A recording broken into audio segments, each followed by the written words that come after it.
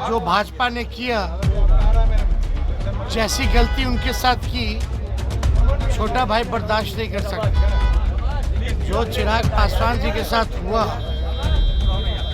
जिस हिसाब से हम लोगों के नेता स्वर्गीय रामविलास पासवान जी की तस्वीर को, मूर्ति को फेंका, ये पार्टी को तोड़ा। चिराग पासवान जी भले ही और ठीक लगे और वो वहाँ हनुमान बने रहे।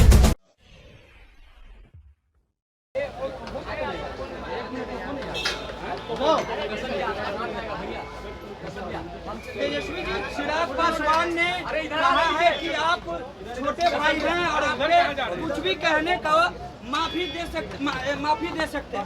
चिराग पासवान ने कहा। हाँ, तो क्या दिक्कत है? वो बड़े भाई हैं,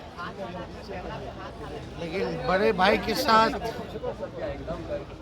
जो भाजपा ने किया, जैसी गलती उनके साथ की, छोटा भाई बर्दाश्त नहीं कर सकता।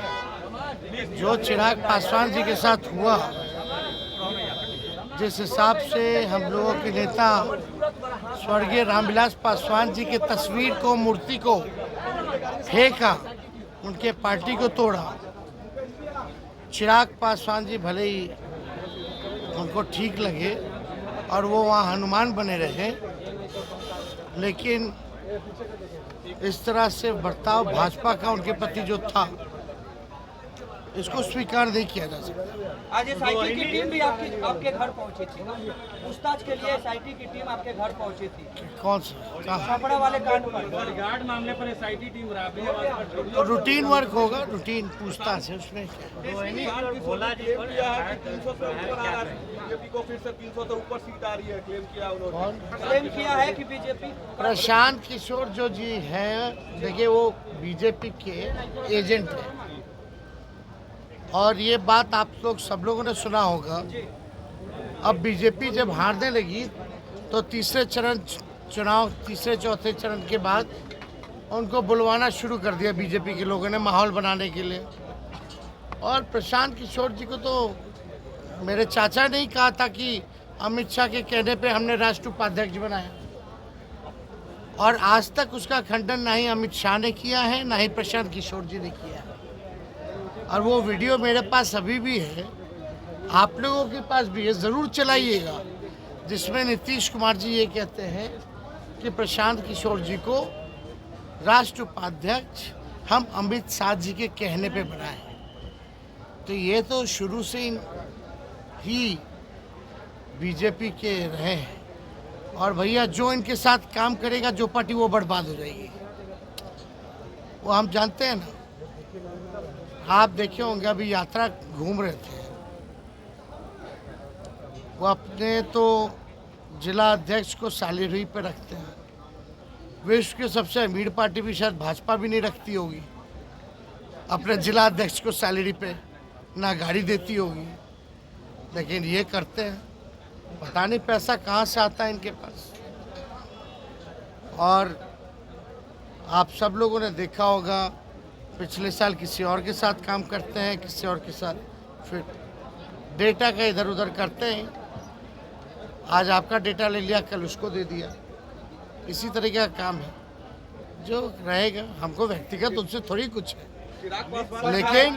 लेकिन आपको समझना पड़ेगा, प्रशांत किशोर जी एकदम बीजेपी एजेंट ने, एकदम बीजेपी माइंड के आदमी है। वो उस विचारधारा के मानने वाले लोग हैं, और एक स्ट्रैटेजी के तहत बीजेपी इनको घुमा रही है, इनको फंड कर रही है, और हमको भी पता है ये कहाँ फंड दे रहे हैं। चिराग पासवान ने आपको नादान कहा, बच्चा कहा कि छोटे भाई है, इस तरह कौन सा नादानी? जब लोकतंत्र संविधान को बचाने के लिए अगर डबल सेंचुरी सभा हम करते तो ये नादानी है क्या? और ये कौन सा ज्ञानी वाली काम कर रही है जो आप लोग केक भी काटे हैं यार 205। हाँ, तो इसमें नादानी क्या है भाई? क्या करेंगे तेजस्वी जी? इसमें नादानी क्या है? 200 सभा कोई किया है क्या? मेरे कमर में चोट होने के बावजूद भी। और अगर देश की जनता कि संविधान, लोकतंत्र और बेरोजगारी से आज़ादी दिलाने के लिए अगर हम जनता के बीच जा रहे हैं और जनता के लिए एक काम कर रहे हैं, तो मेरे समझ से ये नादानी नहीं है। नादानी तो वो होती है जिसकी पार्टी छीन ली गई, जिसके पार्टी को तोड़ दिया, जिसके पिता को बेइज्जत किया गया, क्या क्या नहीं कहा गया, जिसके घर को छीन लिया, जिसके चुनाव चिन्ह को छीन लिया, फिर भी वहाँ हनुमान बने, तो हो सकता है वो बड़ा अच्छा काम कर। प्रधानमंत्री फिर आ रहे हैं बिहार, 25 तारीख को 3 सभा करेंगे। सिक्स फेज का वो ये प्रचार खत्म हो गया, अब क्या उम्मीद लग रहा है? वो लोग हम तो बोल पहले रहे हैं 400 पार कर वो चुके तो हैं। खत्म हो चुके हो, तो 400 पार कर लिए तो क्या कूद कूद के बिहार आ रहे हैं। कल आपने आज अमित शाह जी रात में रुक रहे हैं, फिर प्रधानमंत्री आ रहे हैं, हर 2 दिन बाद प्रधानमंत्री आ रहे हैं, 2-3 सभाएं करें काहे ला? क्यों? क्योंकि उनको फीडबैक अच्छा नहीं जा रहा बिहार से, उसलिए पूरी जोर लगा रहे हैं। आप प्रधानमंत्री पर आरोप बात- लगाए कि रात में वो पता है किस किस से मिलते हैं, हमें पता है। हाँ, तो क्यों नहीं पता है? गवर्नर हाउस में किनको बुलाया जाता है, किनको क्या निर्देश दिए जाते हैं। भाई हम भी तो सिस्टम में रहे हैं ना,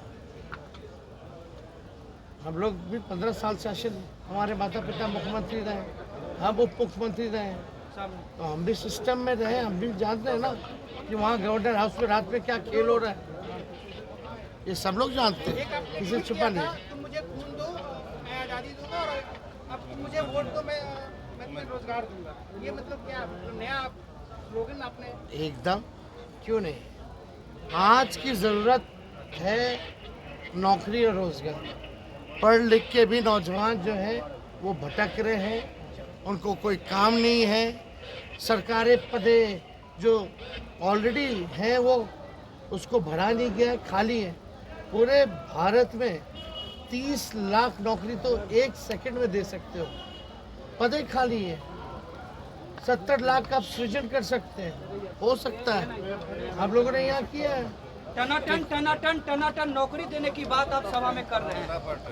फटाफट। अरे यार भैया सुनो, टनाटन माहौल, माहौल